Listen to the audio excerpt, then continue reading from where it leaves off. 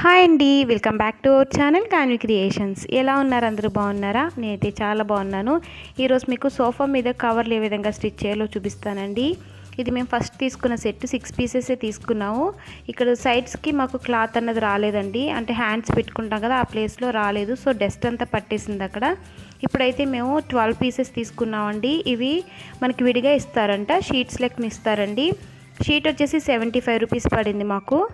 So షీట్స్తో పాటు మనకి border వేసుకోవడానికి సైడ్ బార్డర్ కూడా ఇస్తారు. ఇక్కడ కట్ చేసి ఇస్తారండి, ఏ షీట్కి ఆ షీట్ కట్ చేసి ఇస్తారు.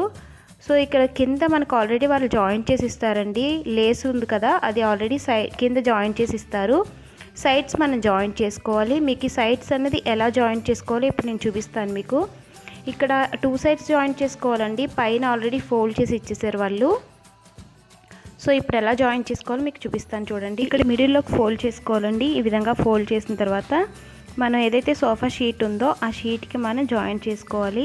అంటే ఖర్చు అనేది బయటకు రాకుండా ఇక్కడ మనం స్టిచ్ చేసేసుకోవాలండి. ఇలా ఫోల్డ్ చేసుకుని చూస్తున్నారు కదా, నేను వీడియోలో ఏ విధంగా చూపిస్తున్నాను అలా ఫోల్డ్ చేసుకోవాలి. సేమ్ రెడీమేడ్ స్టిచ్ లానే ఉంటుందండి. ఇలా స్టిచ్ చేసుకుంటే చాలా సింపుల్గా మీరు ఇలా స్టిచ్ చేసేసుకోవచ్చు. మనం సోఫాకి సెట్సే తీసుకోవాల్సిన లేదండి, మనం ఇలా విడిగా కూడా తీసుకోవచ్చు. తీసుకున్న తర్వాత మనకి లేస్ అనేది బయట ఇస్తారు, వాళ్ళే ఇస్తారండి. దాంతో మనం ఇలా అటాచ్ చేసుకుని స్టిచ్ వేసేసుకోవచ్చు. మీకు స్టిచ్చింగ్ ఎలా చేయాలో చూపిస్తాను చూడండి.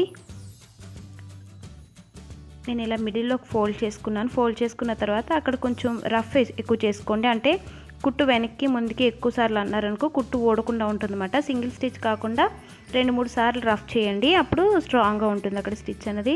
చూసారు కదా, చాలా ఈజీగా మనం స్టిచ్ చేసేసుకోవచ్చండి. సోఫాకి సైడ్స్ అనేది ఇలా వేసుకుంటే ఖర్చు బయటికి రాదు, అలాగే నీట్గా కూడా ఉంటుంది. మనకి తక్కువ కాస్ట్లో అయిపోతుందండి. అదే సెట్స్ తీసుకున్నాం అనుకోండి, సెట్స్ అయితే చాలా ఎక్కువ కాస్ట్ ఉంటుంది. ఇది షీట్ వచ్చేసి నాకు 75 రూపీస్ పడింది. ఈ సైడ్ క్లాత్ కూడా వాళ్ళే ఇచ్చారు, అంటే లేస్ కూడా వాళ్ళే ఇచ్చారండి. మనం సైడ్సే జాయిన్ చేసుకోవాలి, వాళ్ళకి కింద జాయిన్ చేసేస్తారు. సైడ్స్ మాత్రమే జాయిన్ చేసుకోవాలి. చూసారు కదా, ఇక్కడ నాకు ఎంత అయితే క్లాత్ కావాలో అంతవరకు తీసుకుని మిగిలిన కట్ చేసేసానండి. కట్ చేసిన తర్వాత లోపలికి ఫోల్డ్ చేసి ఎక్కడైతే పైన ఎలా అయితే స్టిచ్ చేసామో సేమ్ కింద కూడా అలానే ఫోల్డ్ చేసుకుని స్టిచ్ చేసేసుకున్నాను నేను. ఒక సైడ్ అన్నది నాకు కంప్లీట్ అయిపోయిందండి. చూసారు కదా, చాలా నీట్గా వచ్చింది. ఇటు సైడ్ మనకి ఖర్చు అనేది బయటకు వచ్చేస్తుంది చూడండి. సారీ, ఖర్చు కాదు, ఏసుల కింద బయటకు వచ్చేస్తున్నాయి కదా, వాటిని కూడా లోపలికి ఫోల్డ్ చేసేద్దామండి. 2 సైడ్స్ స్టిచ్ వేసుకోవాలి మనం. ప్రతి షీట్కి 2 సైడ్స్ వేసుకోవాలి, ఎందుకంటే కింద వాళ్ళు ఇచ్చేస్తారు, పైన కూడా మనకి ఫోల్డ్ చేసుకుని స్టిచ్ వేసి ఇచ్చేస్తారు. సైడ్స్ మాత్రమే జాయిన్ చేసుకోవాలండి. నాకు ఇలాంటి సింగిల్ పీసెస్ అయితే సింగిల్ చైర్కి అయితే 4 పీసెస్ వచ్చాయండి. అంటే 2 సింగిల్ చైర్స్ ఉంటాయి కదా, వాటికి 4 వచ్చాయి, 8 వచ్చినాయి. మిగిలింది ఒక 3 సిట్టింగ్స్ కదండి, 3 సిట్టింగ్స్ ఉంటుంది మాది.